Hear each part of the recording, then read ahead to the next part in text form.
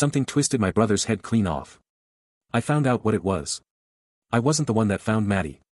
It was his wife, Elizabeth, back from a night shift at the hospital, eager to shed her scrubs and settle in for a long sleep. Instead, she walked into the bedroom to find Maddie sitting in a chair, his severed head in his lap. I would have preferred not to hear any further details about my brother's body, but when Elizabeth called me on the phone, hysterical, she couldn't help but overshare. Dark bruises covering his arms and legs.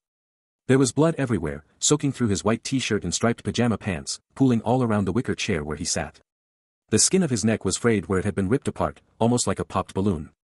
The muscle, too, was stretched and torn, and the vertebrae stuck from the top of his neck hole like a white sleeping worm. Though we hadn't spoken much in the last few years, I was the only family Maddie had left.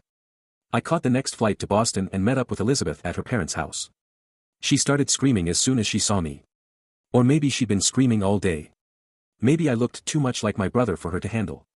After a few hours, she calmed down enough to start saying a few words. I asked her if Maddie had been in any kind of trouble.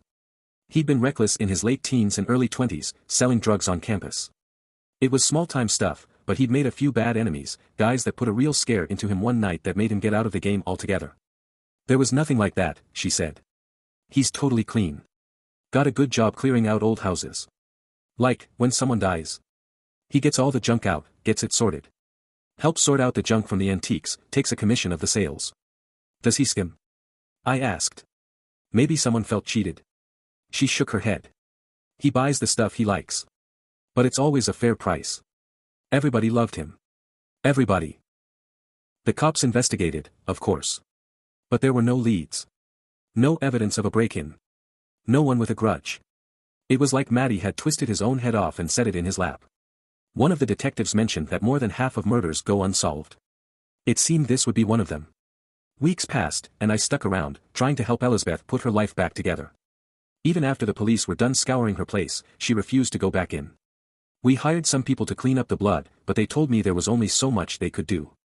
The hardwood in the bedroom would never give up that stain. Finally, it fell on me to go into the place and gather a few of Elizabeth's things. They were going to put it up for sale.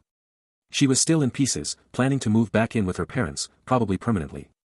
I rented a truck and some basic tools, told her I'd get to work. Up until that point, I'd been staying in a cheap Airbnb nearby, but with Maddie's house reopened, I figured I see.